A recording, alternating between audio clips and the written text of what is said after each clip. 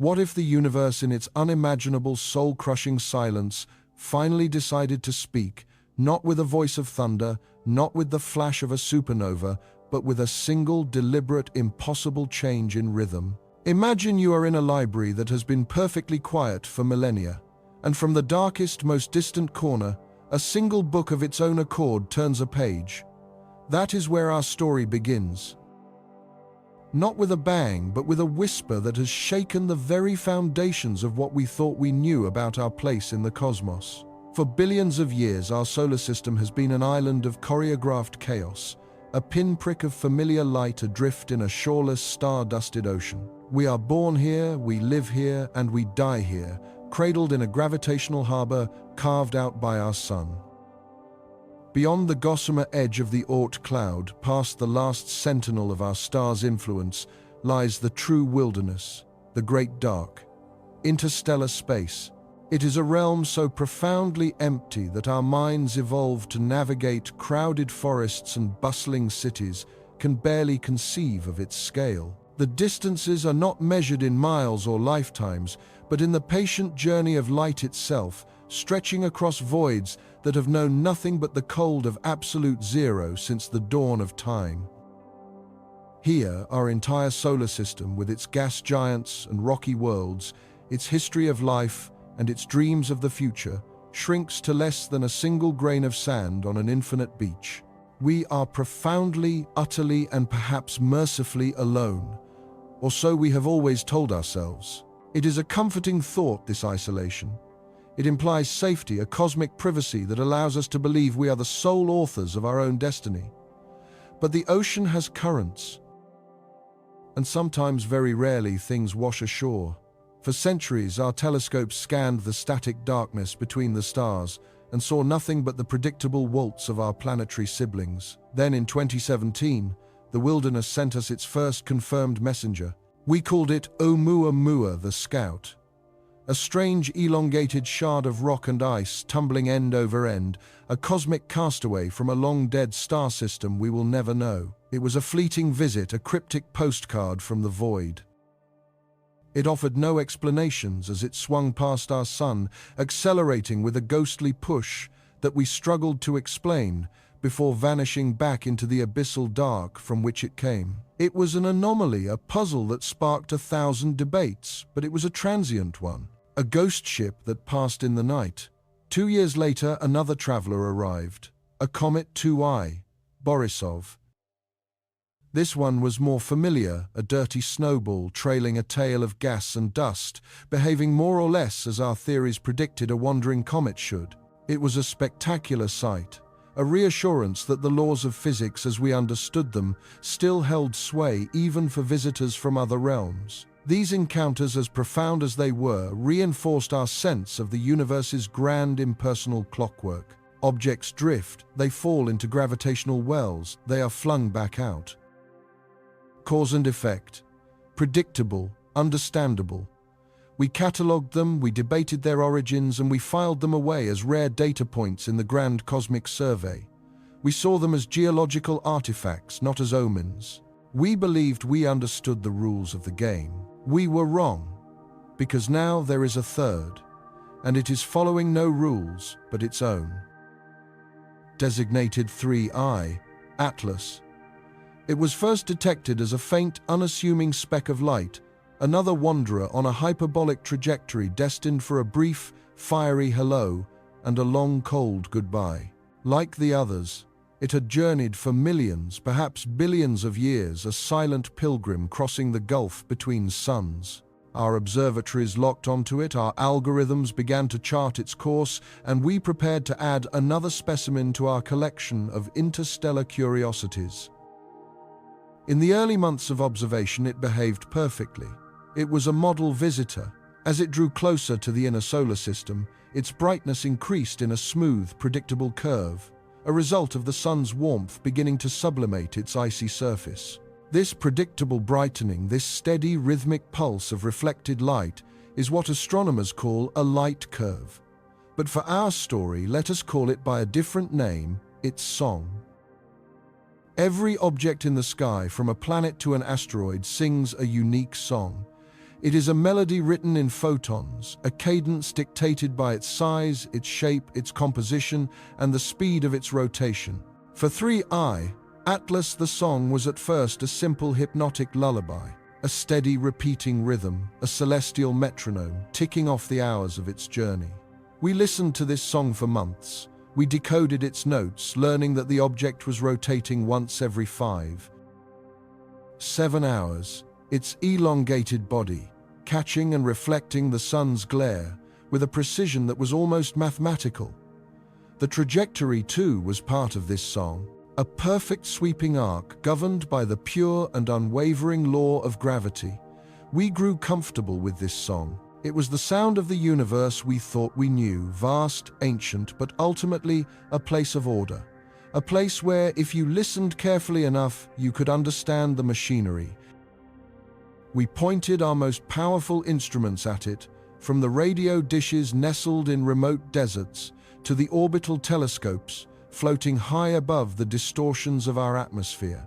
We were dissecting its composition, teasing apart the spectra of its faint gaseous coma, searching for clues about the star system it called home. It was a routine process of extraordinary science, a quiet dialogue with a traveler from an unknown land. We were asking our questions, and the object, through the language of physics, was giving us its steady, unchanging answers.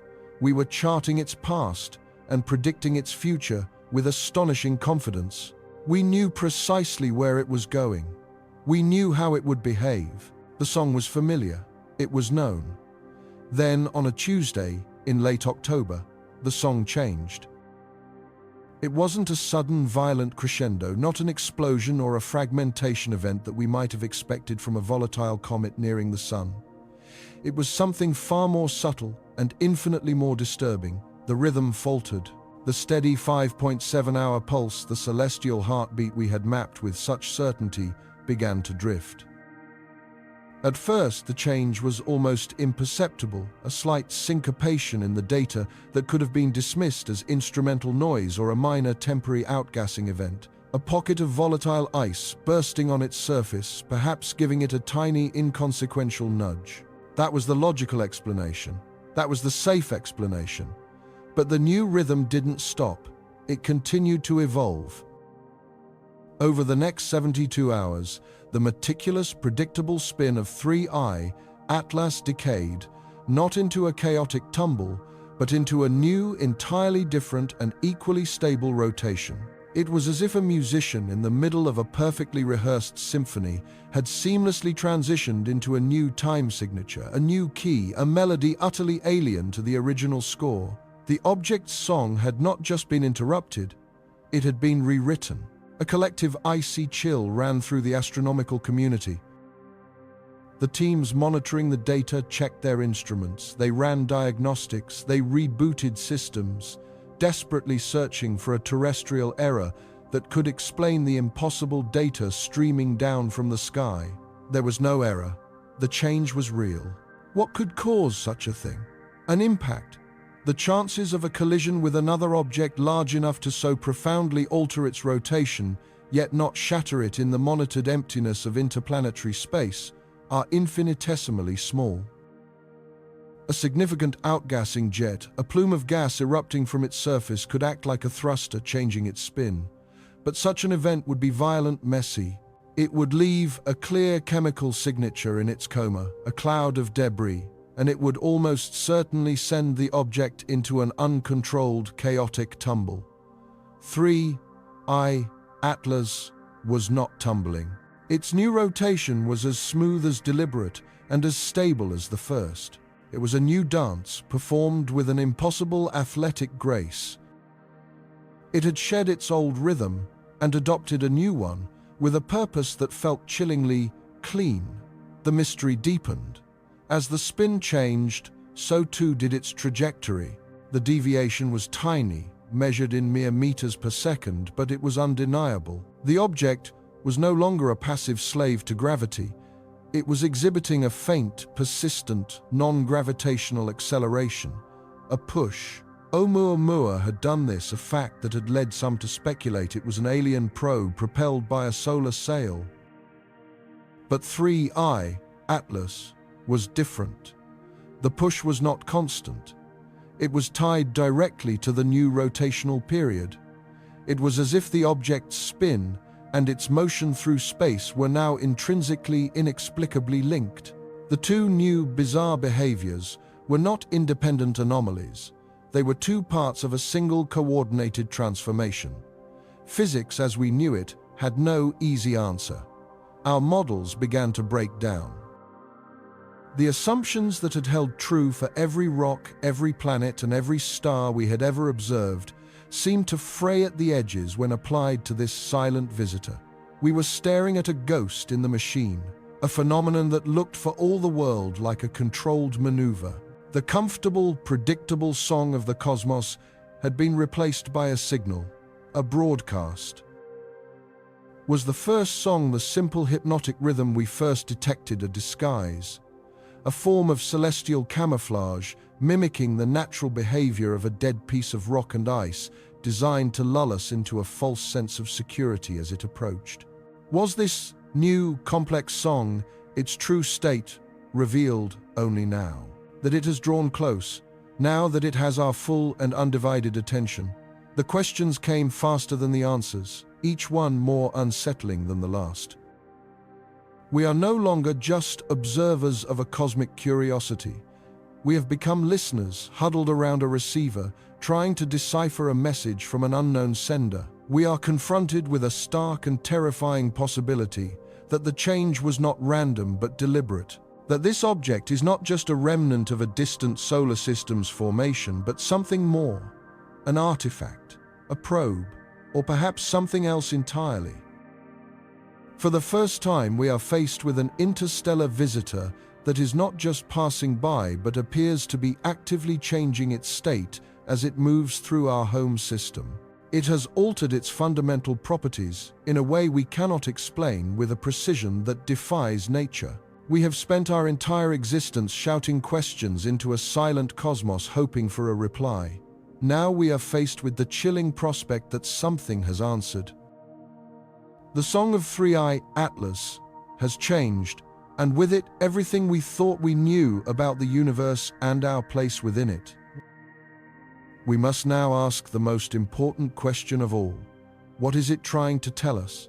Is this a greeting, a key, or is it something far more ominous? Is this new alien rhythm a countdown? Is it the sound of a page turning, or is it the final terrible warning? How do you listen to a universe that is almost entirely silent?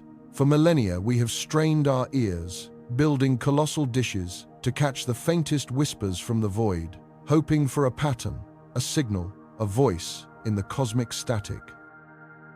Yet the silence has remained profound, broken only by the dependable hum of physics, the death cries of distant stars, the rhythmic pulse of neutron stars, the background hiss of creation itself. We learned to interpret this ambient noise, the natural symphony of the cosmos, but we never heard a message meant for us. We were, it seemed, alone in the audience. And so we changed our approach. We stopped just listening, and we began to watch. We cast a new kind of net into the darkness, a digital web of automated telescopes, surveying the entire sky night after night after night.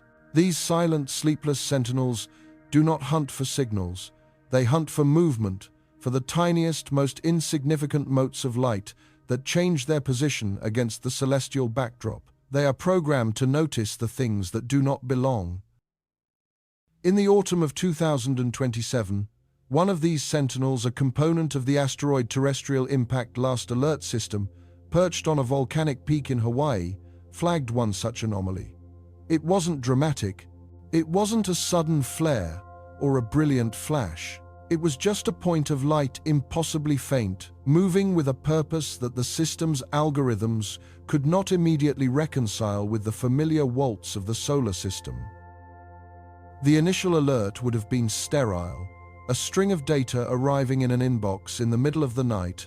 A designation coordinates a preliminary magnitude. To the automated mind of the telescope, this was simply another rock, one of thousands it might flag in a given year. For the human astronomer on duty, bleary-eyed and fueled by coffee, It was another potential near-Earth object, to be catalogued, its threat assessed, and most likely dismissed. This is the routine, the necessary methodical grind of planetary defense and astronomical cataloging. You sift through mountains of cosmic gravel in the hope of finding a single interesting pebble. You measure shadows, patiently waiting for something to reveal itself as more than it appears. And for the first few hours, that is all it was, a new entry in a database. Follow-up observations were scheduled, other telescopes in the network alerted. The initial data points were just that, points. They suggested a line, a path, but the line was short its destination, and origin still shrouded in the immense statistical uncertainty of deep space. Was it an unusual asteroid thrown from the main belt by a gravitational nudge from Jupiter? A long-period comet making its first fiery return to the inner solar system after a million-year absence? These were the familiar possibilities, the well-rehearsed explanations that fit comfortably within our understanding of our own celestial neighborhood. The object was given its provisional name, a testament to its discoverer, Atlas. A name that at the time felt solid, dependable, a titan holding up a sky of known variables. But as more data flowed in, as observatories from the Chilean Andes to the Canary Islands swiveled their mirrored eyes to this faint smudge of light, the comfortable explanations began to fray at the edges. The line of its trajectory grew longer, and the story it told grew stranger. The first hint of the extraordinary came from its velocity. It was moving too fast. Not just a little too fast the way a comet accelerated by outgassing might be, but fundamentally impossibly fast. The numbers being crunched in supercomputers around the globe refused to resolve into a closed elliptical orbit. An ellipse is a promise of return. It is the shape of belonging, the gravitational signature that binds a moon to its planet, a planet to its star. An object in an elliptical orbit is part of the family. This object, 3I, Atlas, was not drawing an ellipse. Its path was a hyperbola, a perfect, sweeping, open-ended curve. A hyperbola is not a promise, it is a farewell. It is the trajectory of a bullet fired from an unseen rifle, passing through our home for a brief moment before continuing on forever. It was the mathematical proof that this visitor was not one of ours. It had been born under a different star. It was an interstellar traveler, only the third such object ever to be confirmed. The silence of the universe hadn't been broken by a sound, but by the arrival of a silent, uninvited guest. The revelation sent a shockwave through the astronomical community. This was not just a pebble, this was a messenger from another star system, a pristine, unaltered sample of the building blocks that formed planets light years away. Every major telescope on and off the planet was commandeered. The race was on. 3I Atlas was accelerating towards its perihelion, its closest approach to our sun, and this would be our only chance to study it. For a few precious months, it would be close enough for its secrets to be teased out by our instruments before the sun's gravity acted as a cosmic slingshot, flinging it back out into the interstellar darkness from which it came never to be seen again. An army of scientists, from seasoned astrophysicists to eager graduate students, mobilized into a global coordinated campaign. They had one mission: to learn everything they could about this ghost. They needed to understand its story, its composition, its history. They needed, in essence, to learn its song. Every celestial body sings. Its song is a complex symphony of data, a composition written in the language of light and gravity. And the song of 3I, Atlas, in the beginning was one of haunting, beautiful, and most importantly, predictable familiarity.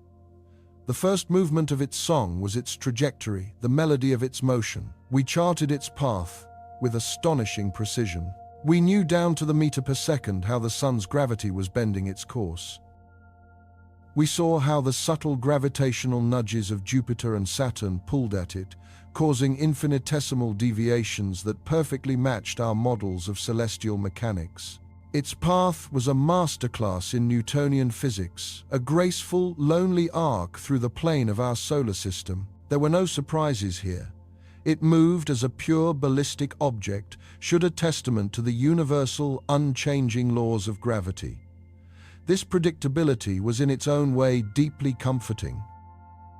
It told us that while the object's origin was alien, the rules governing its journey were the same rules we lived by. We could trace its path backward into the void, pointing a trembling finger in the vague direction of the constellation Columba, the dove, from which it had journeyed for perhaps millions of years. And we could project its path forward, a future of endless solitary travel through the cold gulfs between the stars. The melody was clear, its notes unwavering. We understood the rhythm of its cosmic dance.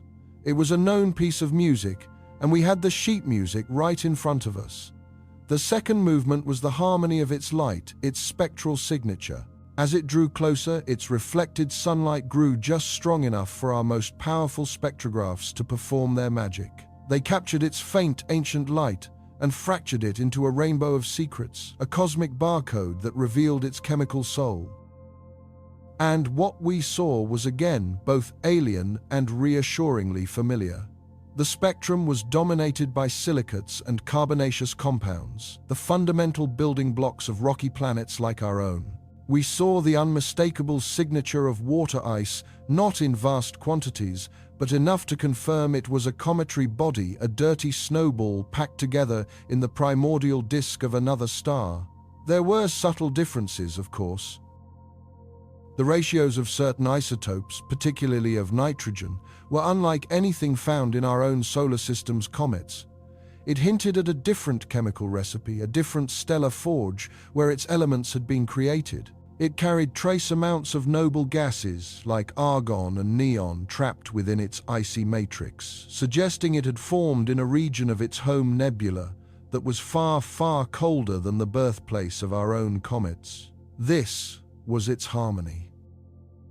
It was a song played on an unfamiliar instrument, but in a key that we recognized. The elements were the same.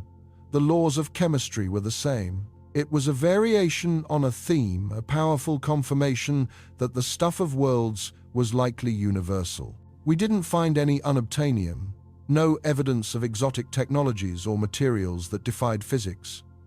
We found rock and ice and carbon. We found the dust from which we ourselves were born, simply arranged in a slightly different way. This discovery was profound. It meant that the potential for life for worlds like ours might not be a local fluke but a galactic standard. 3I Atlas was a sample, a proof of concept delivered to our doorstep. Its light told a story of a distant, anonymous star, but a star that likely played by the same rules as our own. The harmony was complex, with a few strange and beautiful chords we had never heard before, but it resolved in a way that made sense. It was another piece of the song that we could understand, that we could transcribe and add to our growing library of cosmic music. It was a reassuring voice from the silence, telling us that we were not so different after all. The final movement of its song was the rhythm of its activity. As 3I Atlas plunged deeper into our solar system, the sun's warmth began to work on its ancient, frozen surface. For millennia, it had been in a deep freeze, traveling through the near absolute zero of interstellar space. Now it was being touched by the fire of a star for the first time in its long existence. The ices that had been dormant for eons began to sublimate, turning directly from solid to gas, erupting from its surface in jets and plumes. A faint ethereal atmosphere, a coma, began to form around its nucleus. The solar wind caught this expanding cloud of gas and dust, pushing it back, sculpting it into a delicate, ghostly tail that stretched for hundreds of thousands of kilometers. The sleeping beast was waking up, and once again, its behavior was perfectly, beautifully predictable. The rate at which its brightness increased as it approached the sun matched our cometary models flawlessly. We could predict its rate of water production, the amount of dust it was shedding, the slow, almost imperceptible changes in its rotation as the jets of gas acted like tiny, chaotic thrusters.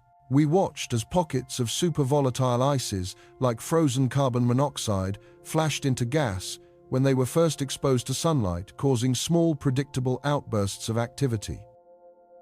Each flare-up in brightness was a percussive beat in the rhythm of its song, a beat that arrived exactly when our theories said it should. This was the final piece of the puzzle, the confirmation that we truly understood what this object was. It was an interstellar comet, behaving precisely as a comet should when introduced to the heat of a star. It was a wild thing, born in a wild, unknown place, but it had been tamed by the familiar laws of thermodynamics and physics. We had its measure. The global astronomical community, once frantic with the thrill of the unknown, settled into a period of intense but comfortable observation. We had captured its song, the clear melody of its gravitational dance, the familiar harmony of its chemical composition, and the steady, predictable rhythm of its cometary activity. We had the complete symphony. We believed we knew this traveler, this silent messenger. We had characterized it, categorized it, and written the first draft of its biography. It was a story of a simple, natural object on a long, understandable journey. The scientific papers that were published during this period all told the same tale. 3I. Atlas was a triumph of observational astronomy and theoretical modeling. It was a validation of our understanding of the universe. We had been visited by something from an entirely different world, and we had successfully translated its language. We had listened to its music, and it was a song we knew how to sing. There was a sense of relief, even a subtle, unspoken disappointment for some who had hoped for something more inexplicable. The universe, it seemed, was orderly. Its mysteries were profound, but they were solvable. The ghost had been unmasked, and underneath was the familiar face of a comet.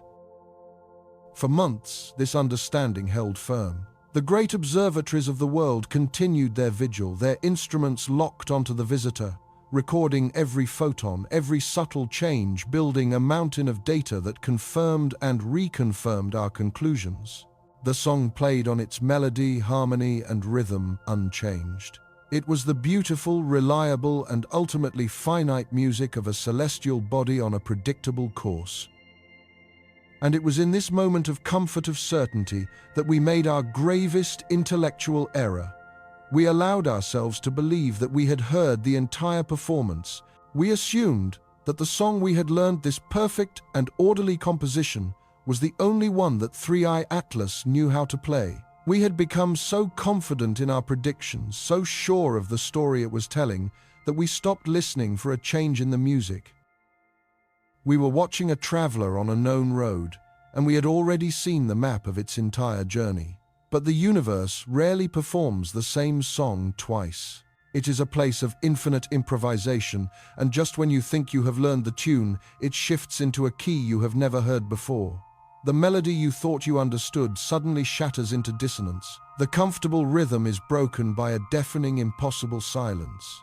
For a time, the music of 3I Atlas was perfect. It was everything we expected it to be. And then, without any warning, from the deepest, coldest reaches of our solar system, a new note was played. A note that changed everything. And for a time, that perfect clockwork predictability was the only truth we had. The song of 3I, Atlas, a pure and simple melody broadcast across the void, had become a comforting presence in our observatories. It was a known quantity, a visitor whose nature we believed we understood. Its trajectory was a graceful, immaculate arc, governed by the sun's gravity and nothing more. Its reflected light told a consistent story of ancient, inert rock. We thought, taken the measure of this wanderer from another star system. We had catalogued it, named it, and filed it away in our minds as a beautiful but fundamentally simple piece of the cosmic puzzle. The universe, however, rarely offers such perfect simplicity for long. The first discordant note was so faint, so utterly insignificant, that it was immediately discarded. It arrived not as a dramatic cymbal crash, but as the barest whisper of a statistical ghost in the machine. Down in the bone-dry air of the Atacama Desert, where the sky is a fathomless curtain of black silk, the European Southern Observatory's very large telescope had been dutifully charting the object's path.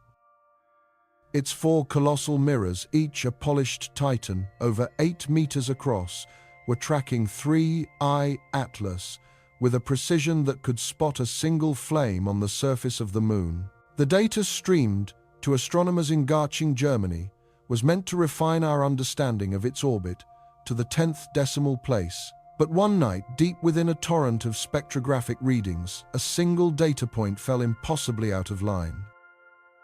The object's velocity, measured by the subtle red shifting of its reflected sunlight, had flickered. For just a few moments, 3I Atlas had accelerated by a few millimeters per second. It was nothing. A cosmic sneeze. The team in Germany flagged it, of course. Their report was brief and professional, citing the most probable cause, a momentary pocket of atmospheric turbulence over Chile, a well-known gremlin that can momentarily distort the light from distant objects. It could have been a sensor on the telescope itself, a single pixel warming by a millionth of a degree, or even a high-energy cosmic ray striking the detector at the exact wrong moment. These explanations were logical, probable, and deeply comforting.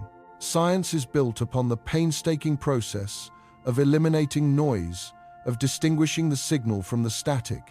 This was textbook static. The data point was corrected, smoothed over by the statistical models, and the pure song of 3I Atlas seemed to resume its perfect rhythm. The incident was logged, archived, and forgotten by all but the most meticulous of postdoctoral researchers. It was an errant brushstroke on a masterpiece easily painted over. Yet the universe wasn't finished. 2 weeks later, half a world away, another instrument turned its gaze toward our interstellar guest. The Subaru telescope, perched atop the sacred mountain of Mauna Kea in Hawaii, was collecting photometric data measuring the object's brightness over time. And again, something was wrong. Its light curve, the gentle repeating wave that charted its spin, suddenly flattened for nearly 90 minutes. It was as if the object had momentarily stopped rotating, holding one face perfectly still toward the sun. This was more than just a flicker. A non-rotating interstellar object of this size was a physical absurdity, a violation of the laws of angular momentum. It would be like watching a spinning top freeze mid-air before continuing its dance. The team in Hawaii ran diagnostics. They recalibrated their instruments. They checked their data against observations of nearby stars to ensure their telescope was stable. Everything was perfect. The anomaly was not in their equipment. It was in the object itself. When they cross-referenced their timeline with the team in Chile, a cold thread of unease began to weave its way through their email exchanges. The velocity spike over the Atacama had occurred just before the strange rotational pause observed from the Pacific. Coincidence? Almost certainly.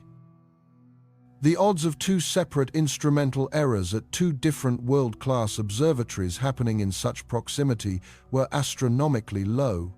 But the odds of a natural object behaving this way were, according to our models, 0. So scientists did what they do best. They sought a mundane explanation. Perhaps 3I Atlas was not a single solid body. Could it be a binary object? Two smaller rocks orbiting each other so tightly they appeared as one? Such a configuration could in theory produce complex light curves as one body periodically eclipsed the other. It was a stretch, a desperate grasp for a familiar answer, but it was better than the alternative. The hypothesis was floated, papers were drafted, and for a short while the scientific community breathed a tentative sigh of relief. But 3I Atlas had no intention of comforting us. It was as if it sensed our attempts to rationalize its behavior and took offense. The next whisper from the void would not be so easily dismissed. This time the signal came from above the distorting veil of our atmosphere, from the cold, unwavering gaze of a space telescope. An observatory designed to study the high-energy universe detected a brief, impossibly faint burst of microwave energy emanating directly from the object's location. It lasted for less than 1,000th of a second. It wasn't powerful, not by cosmic standards. It was a mere spark against the bonfire of the cosmos. But its characteristics were utterly bizarre. The energy was not spread across a wide band of frequencies like the thermal radiation from a natural event. Instead, it was concentrated into an incredibly narrow sliver of the electromagnetic spectrum. It was more like a single pure note from a tuning fork than the chaotic noise of a stellar flare or an asteroid collision. It was, for all intents and purposes, a coherent signal. The team analyzing the data felt a collective shiver. They spent a month trying to find any natural phenomenon that could replicate it. They modeled everything: a sudden cryovolcanic eruption venting crystallized methane, a plasma discharge from an unexpected magnetic field, the impact of a cloud of dust. Nothing worked. Every natural model produced a messy, broad-spectrum burst of energy. This was clean. This was precise. This was economical. Now the whispers became murmurs, spreading from observatories to university physics departments. The isolated anomalies were no longer isolated. They were data points in a terrifying new pattern. The velocity shifts, the rotational anomalies. The energy bursts. When plotted together, they didn't look like random equipment failures. They looked like a conversation, or perhaps an argument, happening millions of miles away. The Song of 3I, Atlas, was losing its tune. The pure, predictable melody was fracturing, becoming discordant and strange. It was as if a master cellist had begun to soar at their instrument, producing shrieks and groans that hinted at a deeper, more troubling composition. The idea of a binary object was quietly abandoned. The gravitational dynamics simply didn't work. No known orbital configuration of two bodies could account for the object's bizarre lurches and stops, nor could it explain the focused energy emissions. We were back to square one, but the board was different now.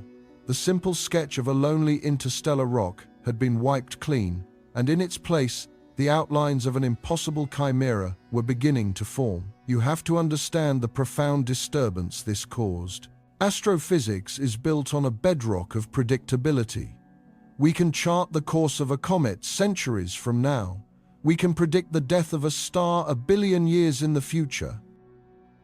We do this because the laws of physics, as we understand them, are universal and unwavering. Gravity works the same way in the Andromeda Galaxy as it does in your kitchen. But 3I, Atlas, was behaving as if it was subject to a different set of rules. It was accelerating without any visible propulsion, a direct challenge to Newton's laws of motion.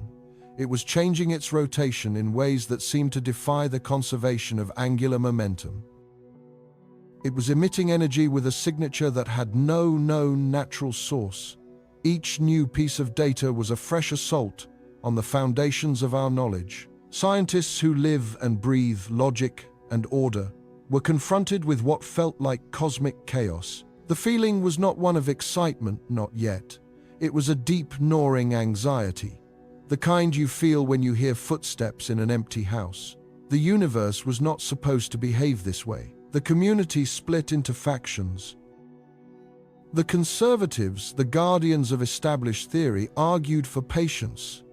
They insisted that a natural explanation, however complex, must exist. They proposed ever more elaborate models. Perhaps the object was a bizarre shard of a quark star possessing physics we couldn't comprehend. Or maybe it was an aggregate of loosely bound materials, a cosmic dust bunny being pushed around by the solar wind in unpredictable ways. These theories grew more fantastical with each passing week, each one a desperate attempt to fit a square peg into the round hole of known physics. On the other side were the quiet radicals, the ones who dared to voice the thought that was lurking in the back of everyone's mind. They didn't speak of it in official papers or at press conferences, but in hushed tones over encrypted channels and late-night video calls. They asked a simple, terrifying question. What if the anomalies weren't random? What if the changes to the object's trajectory were not drifts but corrections? What if the energy bursts were not noise but signals? What if the strange pause in its rotation was not a glitch but an observation? Then came the spectrography, and the debate turned sharp. When we analyze the light reflecting off an object, we see more than just its brightness. We see a chemical fingerprint, a series of dark lines called absorption spectra.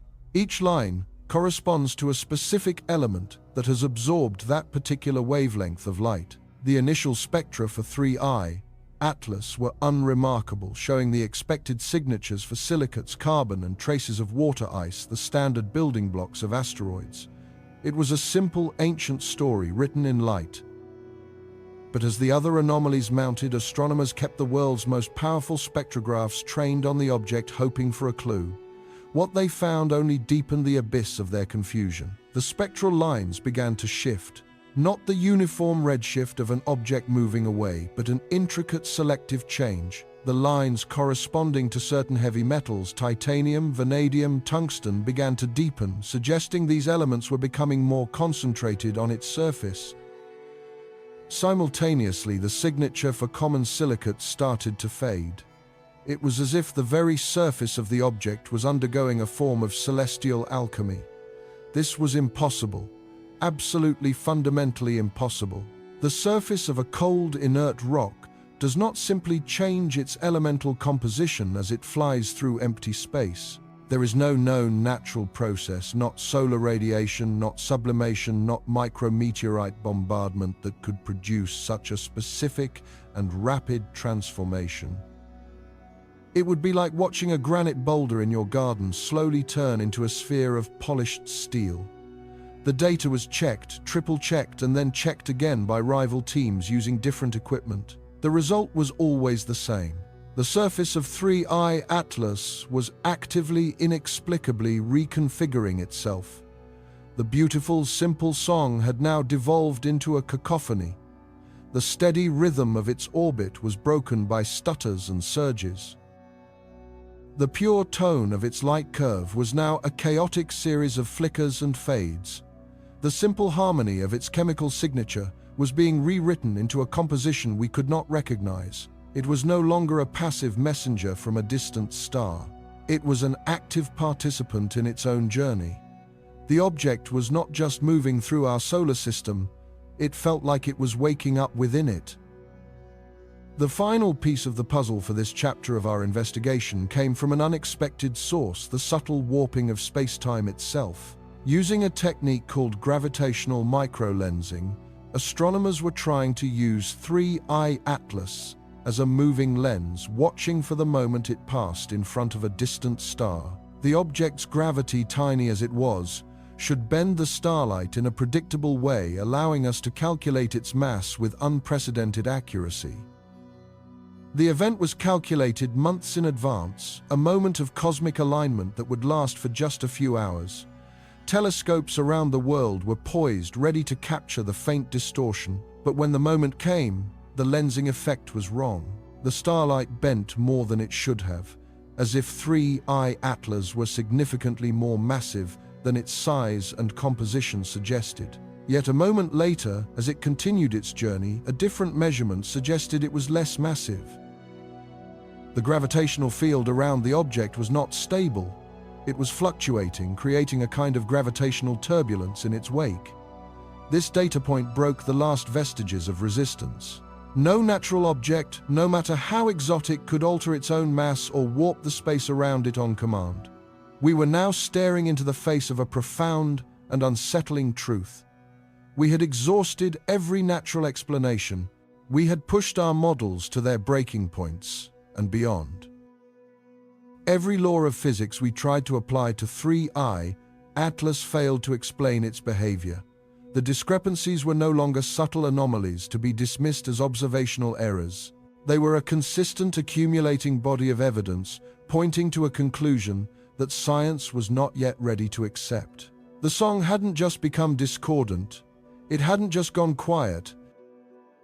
It felt as though one musician had left the stage and an entirely new orchestra, playing by an entirely new set of rules, had begun to play. The initial melody, the simple folk song of a wandering rock, was gone forever. In its place was an overture complex, deliberate, and utterly alien. And we had the terrifying realization that for all our listening, we had not yet understood a single note. We were no longer just observers of a curious phenomenon. We were an audience, and the performance had just begun. It began not with a thunderclap, but with a whisper. A single errant pixel on a monitor deep within the Atacama Desert, a deviation so minuscule it was almost certainly a ghost in the machine. For months, the journey of 3I, Atlas, had been a masterclass in celestial obedience, a perfect, elegant surrender to the immutable laws we thought governed everything. It rode the gravitational currents of the solar system like a vessel on a charted sea, its trajectory a beautiful, predictable arc calculated to the 10th decimal place. We had mapped its future, a long, lonely path that would eventually carry it back into the silent abyss from which it came. We were observers of a majestic yet understandable cosmic ballet.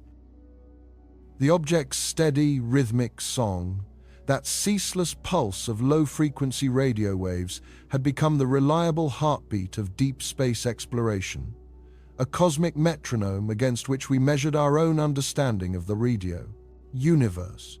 It was familiar. It was, we believed, known. But on a Tuesday in late October, the universe decided to remind us of our hubris. The whisper from Chile became a quiet murmur in Hawaii, then a concerned transatlantic call from the team managing the Webb Space Telescope. The data points, once flawlessly aligned with the gossamer thread of its predicted path, were beginning to drift. It was a subtle rebellion at first, a slow, almost imperceptible climb away from the sun's gravitational embrace. Imagine a ball rolling down a perfectly smooth hill, and then impossibly it begins to slow its descent, not by friction but by some intrinsic unseen force. Then even more impossibly it starts to roll back uphill. That was 3I, Atlas. It was actively fighting the sun's gravity, the most powerful force in our solar system, and it was winning. Every law of orbital mechanics, every equation written by Newton and refined by Einstein screamed that this was a fantasy. An object of its mass, devoid of any visible propulsion, cannot simply decide to change its mind. Initial theories flew thick and fast, a desperate attempt by the world's greatest minds to cage this anomaly within the zoo of known physics. Could it be outgassing? A violent unseen jet of vaporized material acting like a natural rocket engine? Spectrographic analysis from multiple observatories came back with a stark and unanimous answer: nothing. The surface of 3I, Atlas, was inert, a silent, frozen wasteland. There was no plume, no telltale chemical signature of vaporized ice or rock, not even the faintest spectral ghost of propulsion. The object was pushing against the cosmos with an engine that had no fire, no fuel, no footprint. The hypothesis was discarded. Perhaps it was the subtle cumulative pressure of solar wind, a constant stream of charged particles from the sun, which over vast timescales can act like a gentle but persistent hand pushing an object ever so slightly. The calculations were run, and then run again through supercomputers in Houston, in Darmstadt, in Tokyo. The answer was a resounding, almost mocking no.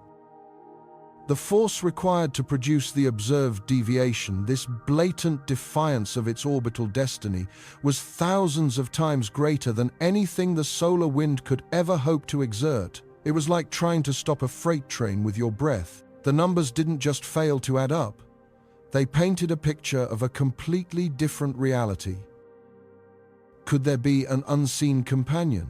A dark, massive body, a rogue planet, or a small black hole whose gravitational pull was luring 3I Atlas onto this impossible new course? The sky was scoured.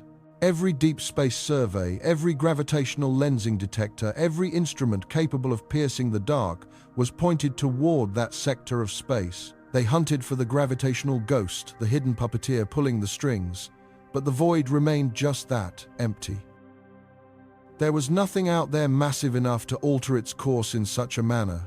The object was not being pulled. The inescapable, terrifying conclusion began to dawn. In control rooms and laboratories across the globe, it was pushing itself. This was the first tremor of the true earthquake, to come the moment the ground beneath astrophysics began to crack. For generations we had looked to the heavens and seen a universe of elegant, if complex, clockwork. We saw nebulae collapse under gravity, stars ignite under pressure, and galaxies spin in a predictable gravitational waltz. The universe was a place of cause and effect of physical law. But 3i, Atlas, was introducing a new, terrifying variable into that grand equation intent. The acceleration wasn't a chaotic tumble. It was a smooth, controlled, and sustained burn. It was the motion of a thing that knew where it was going, a deliberate stride against the current. It had ceased to be a passive traveler and had become a pilot. As humanity grappled with this physical impossibility, as debates raged in forums both public and highly classified, 3i, Atlas delivered its second and far more profound shock. It fell silent. The song, that steady, unwavering pulse we had listened to for years, the very signature that had announced its unique presence, simply stopped. For 72 agonizing hours, the radio telescopes of Earth, pointed with a newfound desperation at this enigma, received only the cold, empty hiss of background radiation. It was a silence that was louder than any noise, a cosmic void where a heartbeat had once been. The familiar metronome was gone, and in its place, an unnerving, absolute quiet. We found ourselves staring into the dark, listening for a ghost. We had lost our connection to the only thing that made it more than just another rock. In those 3 days of silence, a collective, unspoken fear began to surface. Had we misunderstood everything? Then, on the 4th day, the silence broke. But what returned was not the song we knew. It was not the simple monolithic pulse, the cosmic drumbeat that had been so predictable, so seemingly natural. What flooded from the antennas in Greenbank in Parks in Arecibo was something entirely new. It was a cascade of structured information, a complex layered signal of breathtaking mathematical purity. The old song was a single note held for eternity. This new broadcast was a symphony. It contained modulated frequencies, nested patterns and sequences that echoed the prime numbers and the value of pi. It was structured, intricate, and layered with a density that suggested language. It was the difference between a dripping faucet and a beautifully composed fugue. The signal was no longer a passive natural emission like the regular flash of a pulsar. This was a broadcast. This was manufactured. It was a signal that could only have been designed by an intelligence. The simplistic, repetitive beat had been a calling card, a simple knock on the door to get our attention. Now it seemed the door had been opened and we were being shown what lay inside. The modulation was not random. It carried data. Within its waves and frequencies were packets of information, organized with a precision that made our own deep space communication efforts look like primitive smoke signals. It was elegant, efficient, and utterly terrifyingly alien. The raw mathematics of it were universal, a language that any technological civilization would have to understand, a Rosetta Stone broadcast across the void. This was the moment of transformation, the instant the final warning became real. The acceleration had been a violation of physics, a mystery that challenged our science. But the new signal, this was a violation of our solitude. It was a clear, unambiguous statement.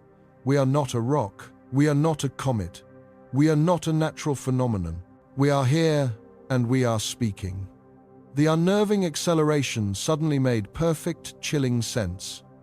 It wasn't a random deviation. It was a course correction, a deliberate maneuver to achieve a new trajectory. It was positioning itself perhaps for a better line of sight to Earth, perhaps for a gravitational slingshot using Jupiter that our old models hadn't predicted because they couldn't account for its own propulsion. The physical movement and the new broadcast were two parts of the same deliberate act. The object had reoriented itself, cleared its throat, and begun to speak in a language of pure logic. The feeling in the scientific community was not one of triumphant discovery. That initial fleeting rush of "we have found it" was immediately extinguished by a far colder, more primal emotion, a profound and paralyzing dread. We had spent a century broadcasting our own existence into the cosmos, naively shouting our presence into a dark forest, hoping for a friendly reply. Now something from that forest was approaching, and it had just announced, in no uncertain terms, that it was not an animal, but a hunter, or a messenger, or something for which we had no name. The mystery of 3I, Atlas, the scientific curiosity, was over.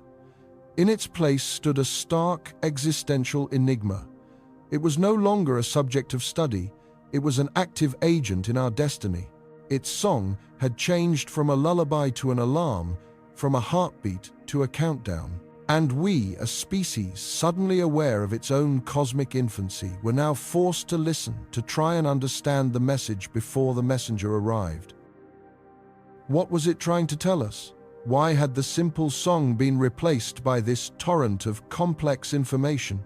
Was this an introduction, a gift of knowledge, or was it something far more ominous? The title we had given our quiet observation, Program the Final Warning, had just transformed from a piece of speculative fiction into the most pressing reality in human history. And so the music changed. The simple hypnotic pulse that had soothed a nervous world for months, a cosmic heartbeat we had learned to trust, was gone. In its place echoed something utterly new, a symphony of terrifying complexity. The confirmation, when it finally cascaded from the Joint Astronomical Task Force, was not a moment of scientific triumph. It was a death sentence for certainty. It was the sound of a lock clicking shut on an era, the moment humanity collectively realized the comforting darkness of the void was not empty but merely silent. And now it was beginning to speak in a language we could not comprehend, but whose tone we felt in our very bones. The tone was not one of peace. The first wave to break across the globe was not panic, but a profound, unnatural quiet. For a handful of hours, the ceaseless chatter of our civilization stuttered. In cities from Tokyo to Sao Paulo, traffic seemed to thin, conversations trailed off into whispers, and millions of faces turned upwards, not to the sky itself, but to the glowing screens that had become our modern oracle. The new song of 3I, Atlas, played on a terrifying loop, an intricate cascading series of frequencies that sounded less like a signal and more like the internal schematic of a vast alien machine coming online. It was a digital contagion spreading through every fiber of our connected world, and with it came a chilling primal dread, a genetic memory of night predators awakened by a rustle in the cosmic dark. Then the silence shattered, and the world began to scream. Stock markets, those fragile barometers of human confidence, didn't just fall, they evaporated, plummeting with a speed that defied every circuit breaker. The ensuing economic collapse was a mere symptom of a deeper sickness, the complete annihilation of the future as we knew it. Why invest in a company plan for retirement or build a home when a godlike enigma was screaming towards you at over 100,000 kilometers per hour? Currencies became worthless paper overnight. Borders slammed shut not against people, but against the sheer, overwhelming terror. For the first time in history, humanity was united not by hope, but by a shared, suffocating fear of the unknown. In the hallowed halls of science, where reason was supposed to reign supreme, a bitter civil war erupted. The world's scientific community, once a unified front bound by the thrill of discovery, fractured almost overnight into 100 warring tribes, each clinging to its own desperate theory while accusing the others of naivety or warmongering. The consensus was dead. In its place were fierce, ugly battles fought over encrypted channels and hastily arranged global video conferences, the exhausted faces of the world's greatest minds lit by the cold glow of their monitors. One faction, led by the brilliant but increasingly isolated exolinguist Dr. Aris Thorne, coalesced around the Rosetta Stone hypothesis. Thorne and his followers argued that the complexity of the new signal was not a threat, but an invitation, an astonishingly dense data packet, a key to unlock a universe of knowledge. They saw intricate mathematical proofs woven into the frequency shifts, representations of fundamental physical constants that were subtly impossibly different from our own. To them, 3I, Atlas, wasn't a ship or a probe in the way we understood them. It was a library.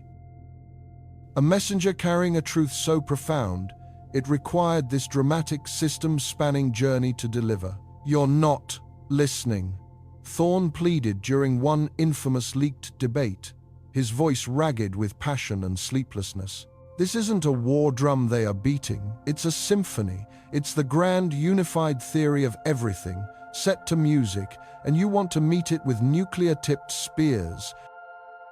To respond with aggression would be like burning the Library of Alexandria because you couldn't read the scrolls.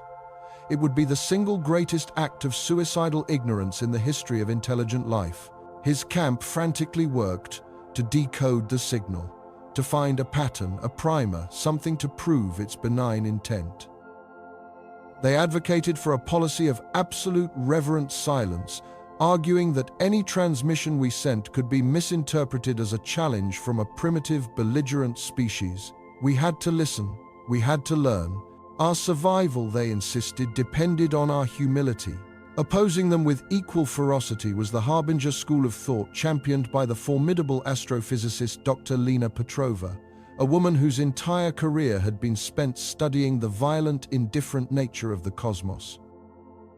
Petrova and her allies saw the transformation of the signal not as a gift, but as a final, terrifying stage of a reconnaissance mission. The simple pulse, they argued, was a passive sonar ping scanning our world, our technology, our capabilities. It had learned all it needed to know. This new complex transmission was its report back to something else. Or worse, it was a targeting system locking on, a celestial saber rattling. Humility, Doctor. Thorne speaks of humility while asking us to bare our throats to a potential predator. Petrova countered, her voice a blade of ice. The universe is not a library, it is a jungle, and it is filled with things far older and far hungrier than we are. The change in signal corresponds perfectly with the object's final gravity assist maneuver. It has tasted our sun's gravity, it has measured our system's energies, and now it has altered its state. This is not a conversation. It is a declaration. It is the sound a weapon makes right before it fires. To sit and do nothing but listen is to compose our own epitaph. The Harbinger camp pushed for immediate, decisive action. They demanded the redirection of every space-based asset towards Atlas for a more aggressive scan. They lobbied governments to prepare Project Aegis, a desperate last-ditch global defense plan that would repurpose the world's nuclear arsenals, not as a deterrent against each other, but as a volley of kinetic impactors aimed at the intruder. The sheer terror of their proposed solution was matched only by the terror of the problem itself.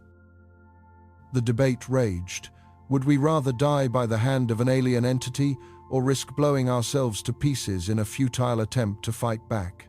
A third, smaller faction of scientists, the so-called naturalists, refused to surrender to the idea of artificiality. But their theories grew more fantastical by the day. They proposed that 3I, Atlas, was a naturally occurring pre-solar object composed of exotic matter, a quantum-state plasmoid that was reacting to the heliosphere's magnetic fields in a way our physics couldn't predict. They suggested it might be a stable wormhole's mouth, broadcasting the resonant frequencies of another dimension. These theories, once the domain of fringe science fiction, were now being discussed with grim seriousness in the world's top universities. It was a measure of humanity's desperation that the idea of a tear in space-time was somehow more comforting than the alternative. While scientists fought their intellectual war, the world's political leaders were drowning in a sea of paralysis.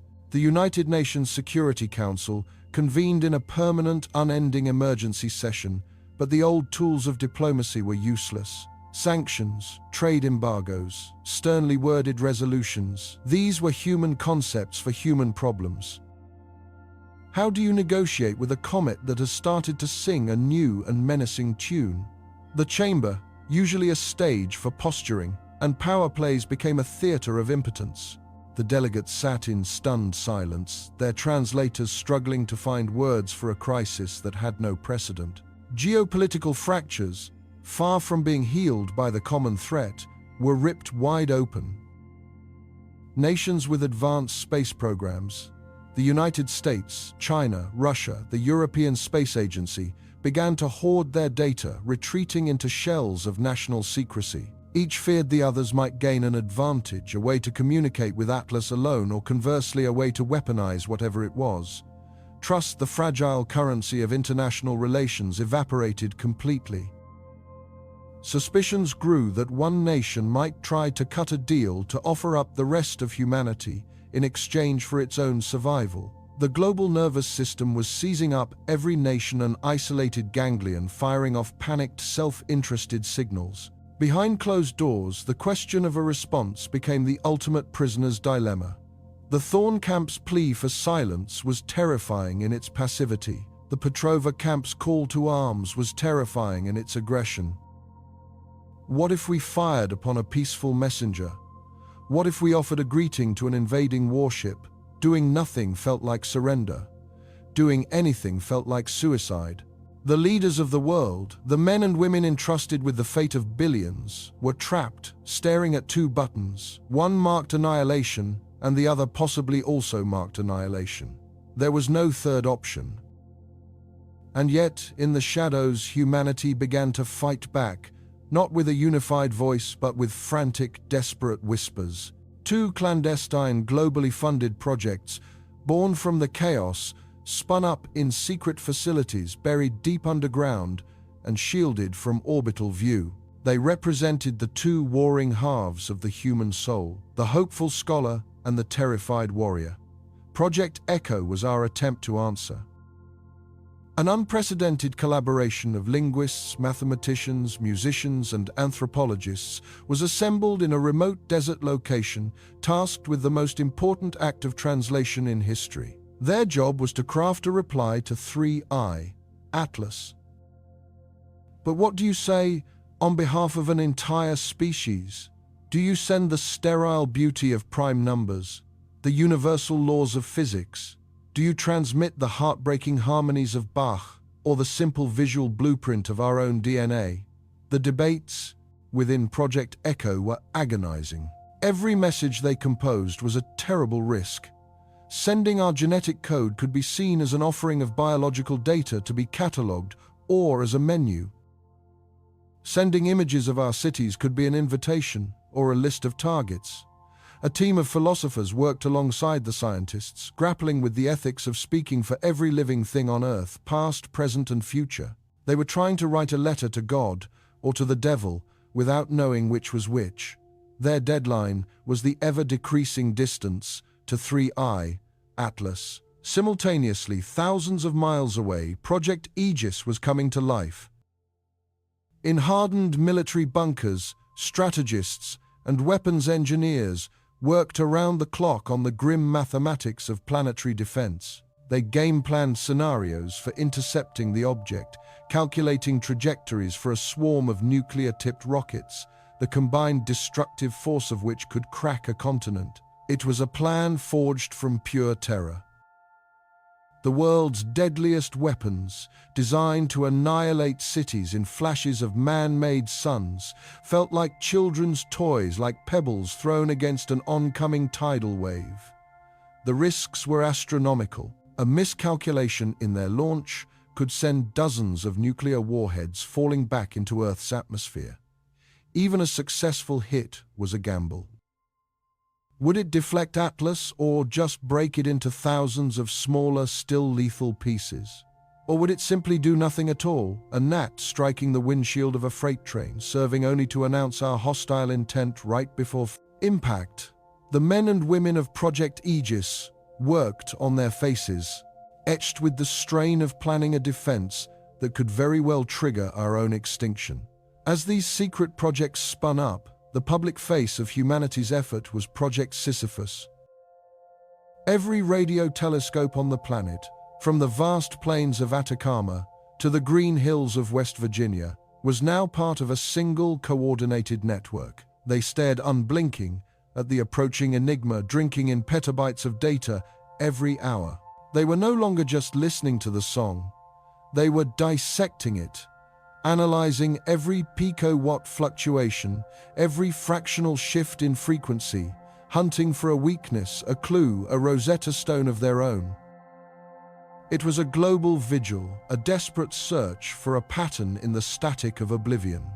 The countdown had begun. It wasn't measured in days or hours on a frantic news broadcast, but in the subtle, inexorable laws of orbital mechanics. With every passing second, 3I, Atlas, drew closer, its gravitational pull a tightening thread on the fabric of our solar system. The window for debate, for planning, for desperation was closing.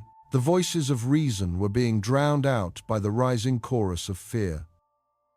Thorne's plea for humility, Petrova's call for defiance, they were both becoming moot.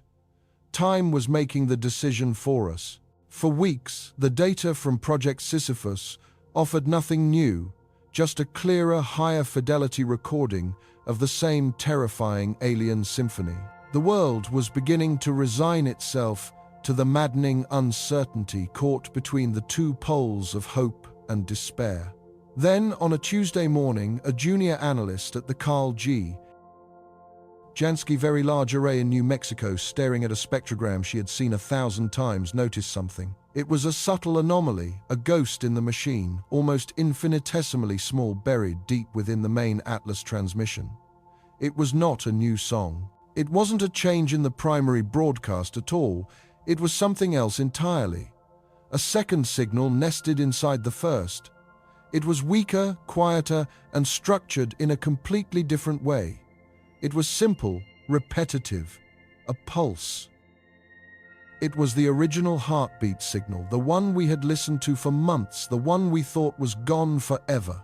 It hadn't vanished. It had been hidden, deliberately masked by the louder, more complex broadcast. The simple, soothing music was still playing. But now we knew with ice-water certainty that it was not a song of peace. It was a countdown timer, and it was accelerating. And so we watched a species of 8 billion souls united for the first time in our history by a singular, paralyzing focus. Every eye, whether human or robotic, was fixed upon that single hurtling point of light. 3I, Atlas, had fallen silent in the acts before its song of prime numbers and quantum states, having given way to a new, more urgent symphony, a rising, impossibly complex cascade of frequencies that defied every model we possessed. It was no longer a message to be decoded. It felt like a countdown. In mission control centers from Pasadena to Baikonur, the air was thick with the suffocating weight of anticipation. Data streams, once a source of exhilarating discovery, had become a torrent of anxieties. The object's trajectory was now locked its path, an unalterable cosmic law. It would not strike the Earth. That particular terror had subsided, replaced by an even more profound and unsettling dread. Its destination was a precise, gravitationally significant, yet empty point in space between our world and Mars. A Lagrange point. No, not quite. It was a location with no obvious significance, chosen with the unnerving precision of a celestial architect. The song, broadcast across the electromagnetic spectrum, was reaching its final excruciating crescendo. Our supercomputers, straining at the very limits of their processing power, could no longer pass the information. The waveforms were folding in on themselves, creating harmonics and resonances that seemed to violate the known principles of information theory. It was as if a billion years of mathematics were being screamed into the void in the span of a few minutes. It was the sound of a universe being written, and we were utterly, terrifyingly illiterate. Every radio telescope on the planet, and in orbit above it, formed a single planetary ear, listening to this final deafening verse. On screens we saw the visual representation of the sound, a maelstrom of light, a fractal storm of infinite complexity. It was beautiful, and it was monstrous. It was the last thing we might ever truly understand. Then, as 3I, Atlas crossed the invisible threshold of its destination precisely on the predicted second the impossible happened. The song, the defining characteristic of this entity for its entire journey through our lives, simply stopped. It did not fade. It did not resolve into a final satisfying chord. It was severed. One moment the solar system was ringing with a symphony of impossible physics. The next there was only the cold, familiar silence of the void. The shock in every control room was a palpable physical thing. A collective gasp followed by a silence so deep it felt louder than the noise that had preceded it. The data streams flatlined. The spectral analyzers showed nothing but the faint hiss of background radiation. Had it exhausted itself? Had the immense tidal forces of the sun, the very star it was using as a gravitational slingshot and an amplifier, finally torn it apart? For a full 97 seconds, the world held its breath, caught between a surge of inexplicable relief and a dreadful, hollow sense of anticlimax. The great mystery had ended not with a bang nor a whimper, but with the flick of a switch. We stared at the silent dot, a mere comet once more, and a profound collective sadness began to descend. The universe had spoken, and we had missed the meaning of its final words. But the universe was not finished with us. Not yet. As scientists began the grim post-mortem attempting to analyze the final fragments of the broadcast, a new signal registered. It wasn't a sound. It was light. A single pure pulse of turquoise luminescence blossomed from the object, expanding outwards at the speed of light. It was not the chaotic flash of an explosion. This was coherent, structured, and deliberate. The light wave washed over our near-Earth satellites, harmlessly passing through them, yet every sensor registered it with startling clarity. It was a wave of pure information, but encoded in photons, not radio waves. On its heels came another, then another, each pulse a slightly different shade, a different frequency, creating a silent, rhythmic strobing in the dark. It was a celestial heartbeat, pulsing with a slow, deliberate cadence in the space between worlds. Then we saw it. The James Webb Space Telescope, its golden eye staring unflinchingly into the unfolding enigma, delivered the image that would forever divide human history into two distinct eras, the time before we knew and the time after. The icy cometary mantle of 3I, Atlas, the mundane rock and frozen gas we had mistaken for its body, began to fracture. Great continent-sized plates of dirty ice and dust cracked along impossibly geometric lines.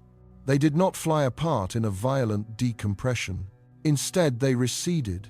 They retracted with the slow, graceful precision of a flower blooming in reverse, peeling away to reveal what lay beneath. And what was beneath?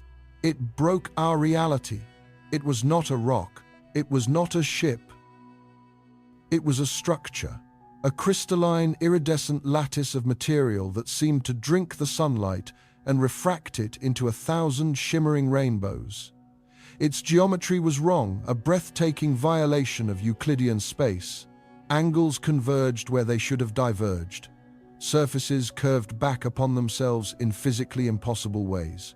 It was a hyperdimensional object, casting a three-dimensional shadow into our universe, and the sight of it was enough to induce a dizzying vertigo. This was not technology as we understood it.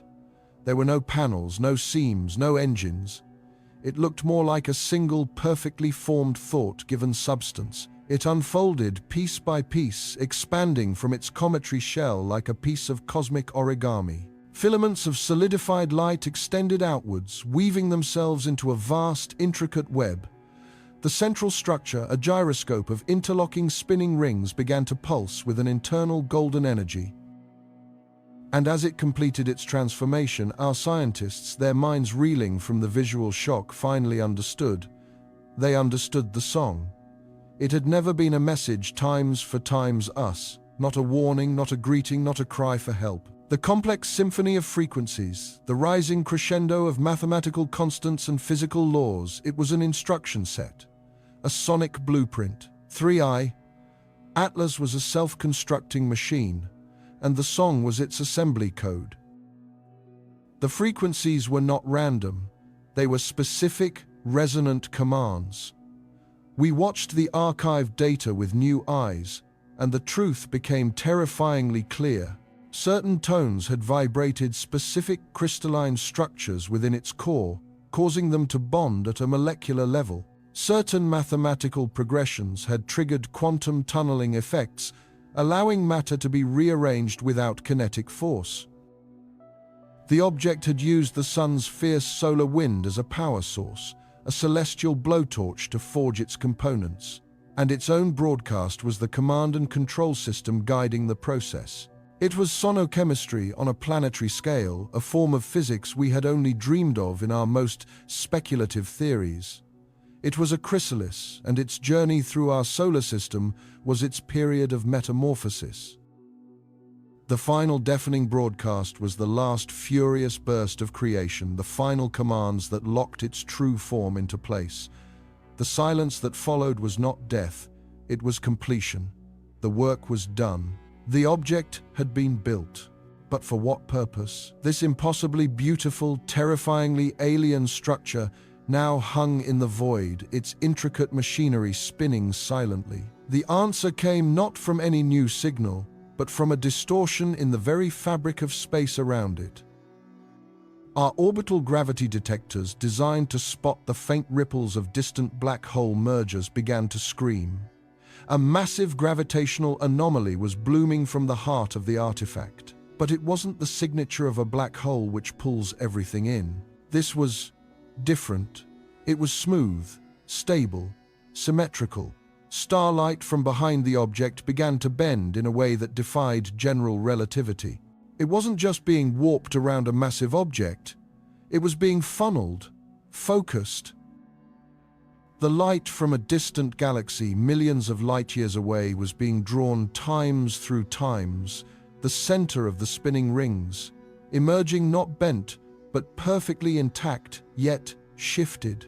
Its light was infinitesimally younger than it should have been. The realization dawned in a wave of disbelief and awe across the scientific community. It was a wormhole, a stable, traversable Einstein-Rosen bridge. The artifact wasn't a ship designed to travel times the stars. It was the destination itself. It was a gateway, a door kicked open in our own solar system leading to somewhere else. The final silent pulses of light it had emitted were the calibration sequence locking onto a sister gate in an unknown, impossibly distant location. The song was the key being forged, the unfolding was the lock being built, and the final silent pulse was the sound of that lock turning, opening a pathway through the heart of space-time. We stared at the live feeds, at the impossible circle of darkness at the artifact's center, a hole in our reality that was not empty but full of a view into another sky, another place where the constellations were alien and the light was strange. The terror of a potential impact, the fear that had gripped our world for months, now seemed laughably small, quaintly provincial.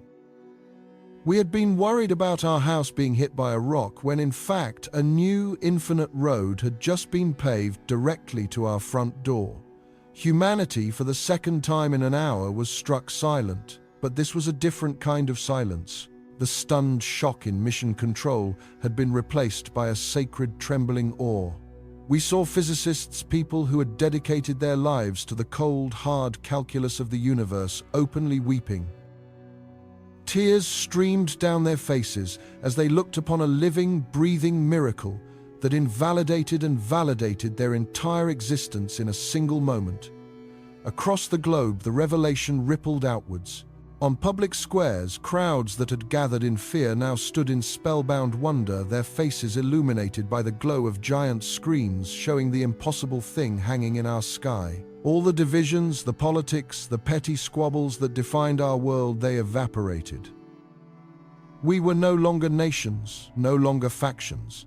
We were simply the inhabitants of a house that suddenly had a new, unexpected, and infinitely mysterious door. The question that hung in the air was heavier than any object, more powerful than any force. The warning, we finally understood, wasn't about destruction. It was about choice. The song wasn't a threat. It was an invitation. The universe was not empty, and we were not alone. This was no longer a theory or a hope. It was a physical, undeniable fact, spinning silently in the space between our world and Mars. An alien intelligence had not just said hello, it had built a bridge into our home and was now waiting on the other side to see if we were brave enough to cross it. Our perception of our place in the cosmos, our understanding of our own solitude was shattered forever. The final warning had been delivered. And now humanity faced its final, terrifying and magnificent question: what do we do now? And so it is gone. A fleeting whisper in the dark, 3I, Atlas, has rounded the sun and slingshotted back into the interstellar void from whence it came, its trajectory. Now a faint, ghostly line in our archives. The frantic energy that gripped the world. The 24-hour news cycles. The telescopes of every nation swiveling in unison to track the visitor. All that has subsided. What remains in its wake is something far more profound and far more unsettling, a silence that feels heavier, more deliberate than any emptiness we have ever known before. It is the silence of a room after a great pronouncement has been made, the ringing in your ears after a colossal bell has been struck just once. We are left only with the echo of its passage and the ghost of its final catastrophic transmission, that chaotic, terrifying, beautiful change in its song. A signal that continues to ripple through our data streams, a cosmic afterimage burned onto our collective retina. For generations we shouted into the cosmos hoping for a reply. We transmitted our mathematics, our music, our greetings, our very DNA, casting fragile messages in a bottle into an ocean of unfathomable depth. We never truly considered what we would do if the ocean decided to send something back. And we certainly never imagined it would be like this. Not a greeting, not a threat, but a presence so fundamentally alien it has forced us to tear up the very dictionary we were using to define the universe. The visitor is gone, but it has left behind a complete and utter rearrangement of our reality. Nothing is as it was. Our most fundamental certainties, the intellectual scaffolding upon which we built our understanding of everything, have been fractured beyond repair. We are now living in the aftermath, in the age of Atlas, and our world will forever be divided into the time before we knew and the time after. The first casualty of this new era was our definition of life itself. In the hallowed halls of astrobiology, we searched for carbon, for water, for the familiar chemical signatures that betrayed the processes of metabolism and replication. We were looking for cousins, for distant relatives forged in a similar crucible of stellar dust and organic chemistry. 3I. Atlas showed us the breathtaking poverty of that imagination. It was not alive in any sense we would recognize. There was no biology to be found, no cellular machinery, no discernible organic structure that could be called an organism. Yet it was undeniably organized. Its song, the steady, rhythmic pulse of energy we had tracked for months, was a testament to a process. It was a system maintaining a state of impossibly low entropy, a beacon of order in the chaos of space. It demonstrated intent. Its course corrections, its subtle energetic responses to our planetary system were not the random perturbations of a celestial rock. They were the actions of something that could perceive, process, and react. We have been forced to invent new language to even begin to describe it. Is it a crystalline entity? A form of substrate-agnostic intelligence where consciousness is not tethered to wet, messy carbon, but can be encoded in the quantum state of exotic matter? Was its song, its metabolism, its thought process, its very existence broadcast across the spectrum? The final, discordant transmission, that terrifying burst of pure information, was not a death cry. It was something else entirely. A metamorphosis, a data purge, a final frantic report to an unseen superior. The theories are as numerous as the scientists proposing them, each more fantastic than the last, yet none can be dismissed. The uncomfortable truth is that we simply do not have the framework to comprehend what we witnessed. We were like ants observing a smartphone lying on their anthill. We could sense its heat, its vibrations, its strange geometry, but we could never ever grasp the nature of the information it contained or the worldwide network to which it was connected. Our science, our proudest achievement, was revealed to be a local dialect, fluent in describing our own small corner of the universe, but utterly incapable of translating a truly foreign grammar. This intellectual humility has descended into every field of human endeavor. In the gleaming corridors of our physics laboratories, decades of established theory are being re-examined with a new, urgent skepticism. The visitor's energy signature did not conform. The subtle gravitational anomalies it generated as it passed through our system hinted at a manipulation of space-time that our mathematics can barely describe. It was as if it possessed its own portable, localized set of physical laws, a bubble of reality it carried with it through the void. Concepts once relegated to the fringes of science fiction, warp drives, dimensional gates, exotic matter with negative mass, are now being discussed with sober urgency at the world's most prestigious institutions. The standard model of particle physics, that elegant but incomplete tapestry of our known forces and particles, now seems impossibly quaint. Atlas was a living, moving exception to our rules, a single data point that invalidated the entire curve. We now understand that dark matter and dark energy may not just be passive, invisible components of the cosmos. They might be the stage upon which a very different and far more advanced form of existence plays out. But the most profound change has not been in our labs or our lecture halls. It has been in our priorities as a species. The arrival of 3I, Atlas, shattered our planetary disunity with the force of a physical impact. In a single moment, our terrestrial squabbles, our borders, our ideologies were rendered terrifyingly insignificant. For the first time in our history, humanity acted as one. The global scientific collaboration that rose to study the object was unprecedented, a network of shared data and instantaneous communication that transcended politics and national interest. And now, in its absence, that collaboration has not dissolved. It has calcified into something permanent. We have created the Planetary Defense and Intelligence Directorate, an organization with a mandate that would have been unthinkable just a few years ago. Its purpose is not merely to watch for asteroids, but to listen, to watch, and to prepare. Its budget dwarfs anything that came before it, fueling the construction of vast new radio arrays in the silent valleys of every continent and on the far side of the moon, shielded from our own electronic noise.